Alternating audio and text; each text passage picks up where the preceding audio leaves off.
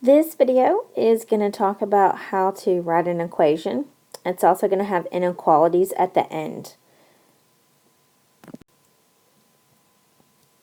When you get ready to write an equation, basically you're dealing with three amounts. Number one, you want to find out what the total was.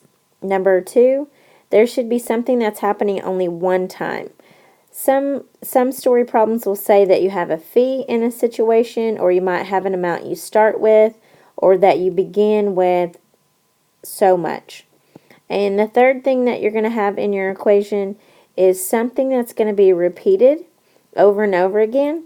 Some clue words that give you an idea that's happening is it might say per week, every week, each week, per person, every box, each shelf. So those are some examples. Underneath, here's one example that says 5x plus 15 equals 40. 5 is going to be the amount that's getting repeated several times. It has the variable with it. 15 is the constant number. It's a one time. And then 40 would be the total. Again, the same thing happens over here. 50 is the starting amount.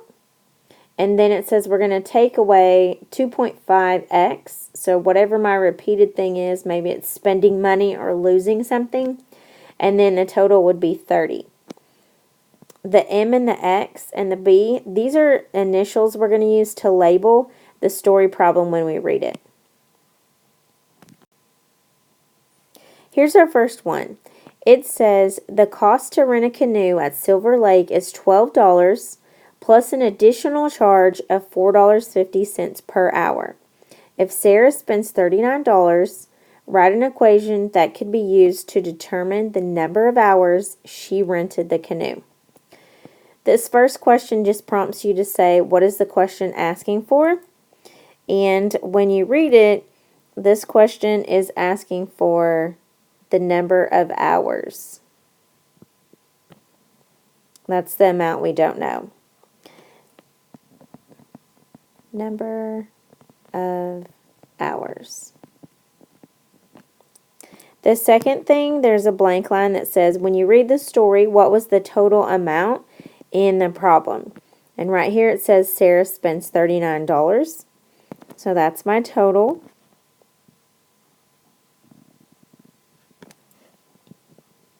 $39 is the total. The next line says somewhere in the problem there was a one-time amount, and that's going to go in the section where we had B on the other slide.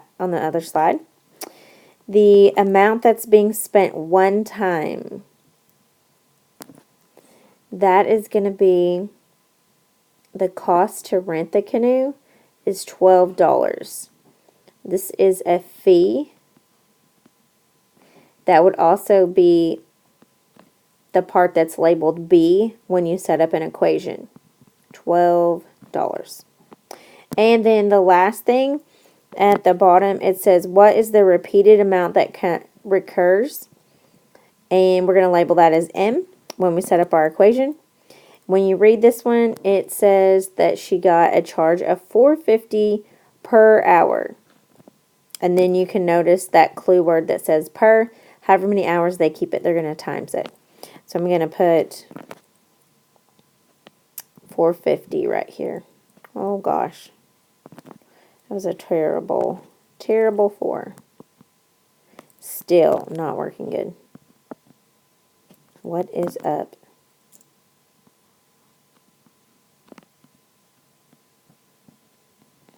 Okay, 450. Now what we're going to do is take these three numbers, we're going to put them together to form an equation. I'm going to start with the number that's going to go for multiplying. So I'm going to say I have 450 per hour.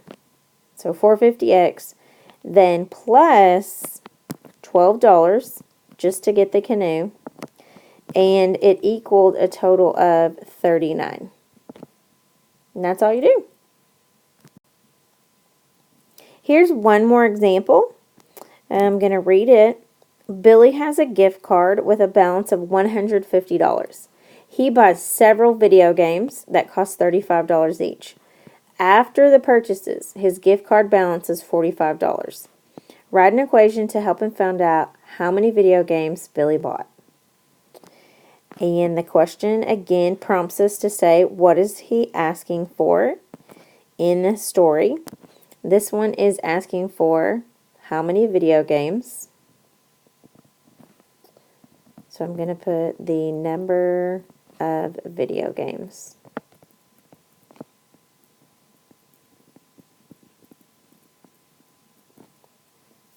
The total amount. So this one's kind of a little bit backwards. This one started with $150. So a gift card, you have some money and then you start spending some. This is going to look a little bit different than the last one.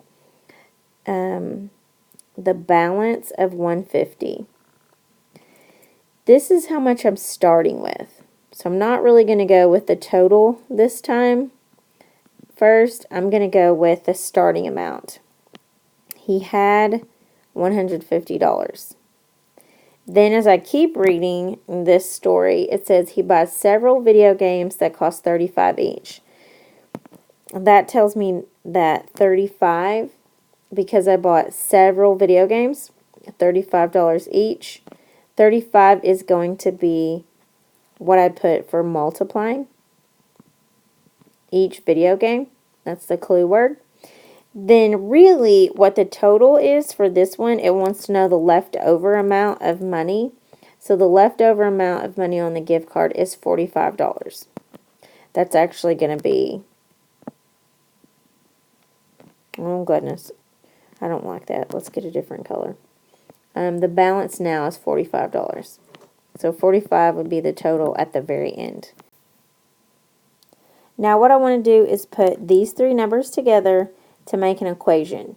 This is going to be a little bit backwards because we're starting with some money on the gift card and then we're spending, depending on how many games he buys. I'm going to start this question with the beginning balance of $150. Then I'm going to subtract every video game that he buys. And I'm going to end up with my total. I have left over $45. And that one was tricky because the letter with the variable went second instead of first. But that's because you're starting with money and then you're spending. Okay. Instead of having an equation, now what we're going to do is we're going to look at inequalities. Inequalities are set up just like equations. The only difference is instead of an equal sign, we're going to have a less than, going to have a greater than, could have less than or equal to, or greater than or equal to. And listed on the screen right now are some clue words that you would see in story problems that could mean you need to use a less than sign or greater than sign, or less than, equal to, greater than, equal to. So when you read the next problem, we're going to search through and somewhere we're going to find one of these clue words, and then you could look back at the list if you're not sure and see which sign to use. When you set up your inequalities, we're going to go through these same steps that we did in the equation at the beginning of the video. Number one, though, we're going to look for what clue words are being used in the story problem so we know what sign to use. We still need to know the total amount. Then we're going to look for the one-time amount that's either a fee or I start with something or I began with something. And then last, we're going to see what amount is repeated by still looking for those words per every each. Those are good clue words to say what number goes with the variable. And there's two examples right here. 4x plus 7 is greater than 15. Or I have 16x subtract 3 is less than or equal to 45. Those are just two examples. Here's the example we're going to do for an inequality. It says a video game enthusiast, I know there's lots of video gamers in my classes, saved $750 to spend on an Xbox One and some games. The Xbox One cost $400. The games cost $49 each. Write an inequality to help determine at most how many games the enthusiast can buy along with the Xbox One. Alright, this question, once again, I'm just going to prompt myself to say, what is it asking for? When you read the end of the story problem, it says, how many games could he buy or she buy? We don't know. There's girl gamers out there too. We want to know the number of games. That also gives me a clue. The number that goes with games would be my variable. When you read the next prompt, it says, what were your clue words for your inequality, and then match the symbol that goes with that. When I read through this one, and I'm coming to the end, it says, write an inequality to help determine at most. So at most is my clue word. At most. If you say at most I can only have this, I can't go over it. I could spend up to that much or less than. So when you think about it, the person only has $750. They cannot go more than $750. They could spend less, or they could spend exactly $750. That means the symbol is going to look like this. They could spend less than or equal to the $750 that they saved up. The total amount they have, I kind of just got through saying that. They saved $750. That's what they can spend on their game console and the number of games. The one-time fee, or the one-time amount, they're only going to buy one video game console, so the $400 for the Xbox One would be the amount you pay one time. And then the last prompt wants to know which quantity gets repeated several times. And it's going to be the video games. It has the clue word each next to it. So I'd put 49 right here. I'm going to put all these together, but remember, this is an inequality, so instead of putting the equal to sign, I need to use this one that I determined by my clue word. At most means less than or equal to. I'm going to start with the variable for me, 49x, then plus the amount for the game console, $400. I'm not using an equal sign. This time I'm using, I can spend less than, oh my goodness gracious. I can spend less than or equal to the total amount of money I saved, which was $750. And that's what we're going to do today. Hopefully this helped you. Just remember to identify those three things: your total amount, the amount that's occurring only one time, and then the thing that's repeated over and over again.